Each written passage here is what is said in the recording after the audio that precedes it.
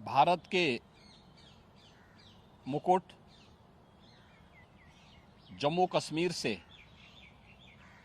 अनुच्छेद 370 और 35(1) का कलंक मिटाने के साथ ही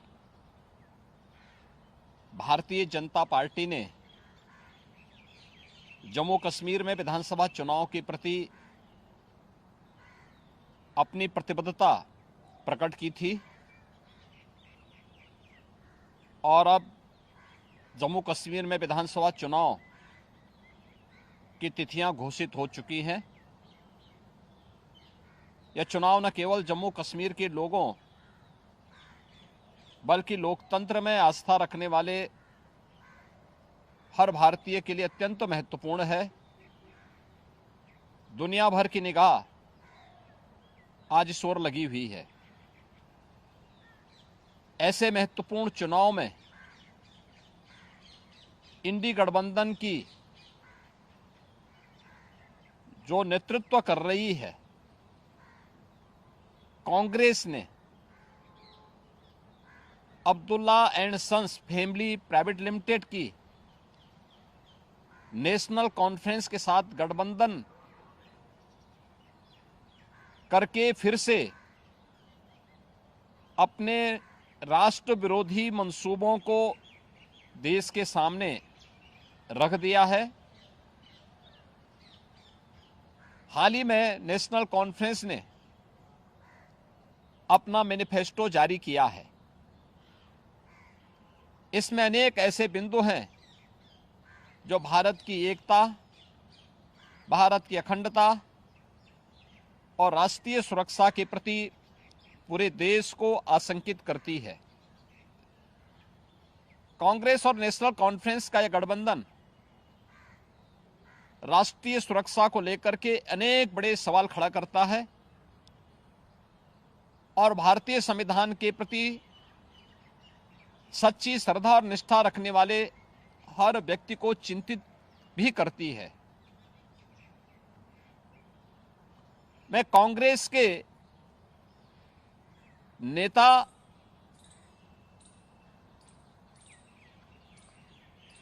श्री राहुल गांधी से पूछना चाहता हूं कि क्या कांग्रेस नेशनल कॉन्फ्रेंस के जम्मू कश्मीर में फिर से अलग झंडे की घोषणा का समर्थन करती है? क्या राहुल गांधी और कांग्रेस पार्टी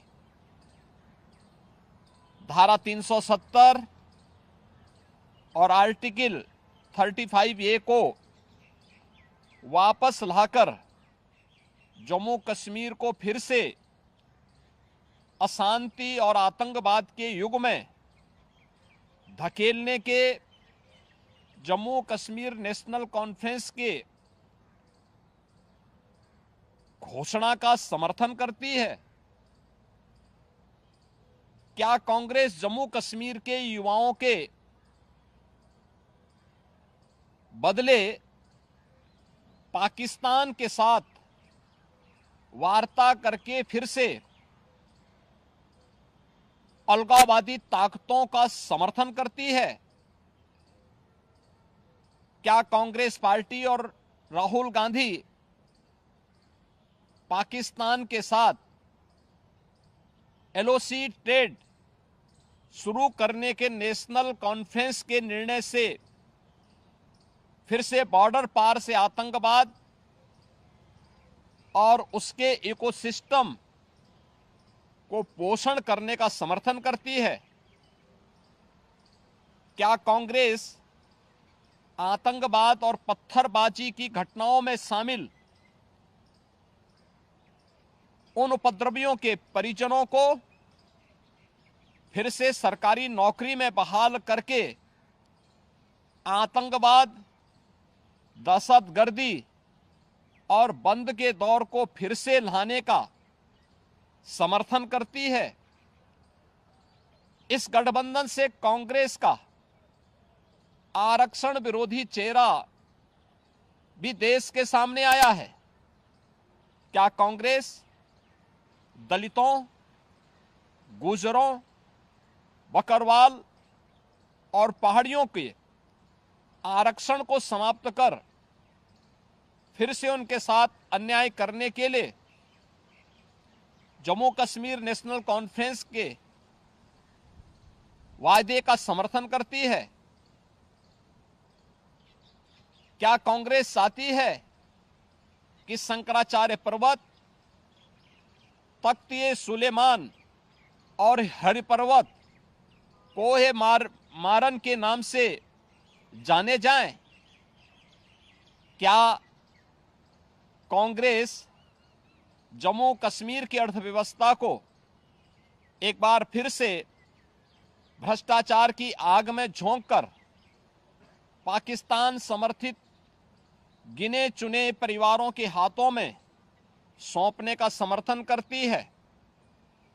क्या Congress party Jammu Kashmir national Conference के जम्मू और घाटी के बीच भेदभाव की राजनीति का समर्थन करती है?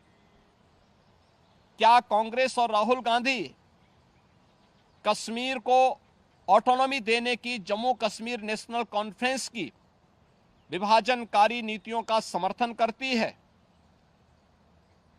आजादी के बाद जम्मू कश्मीर के लोगों के ये कथित स्वयंभू भाग्य विधाता बन बैठे नेताओं को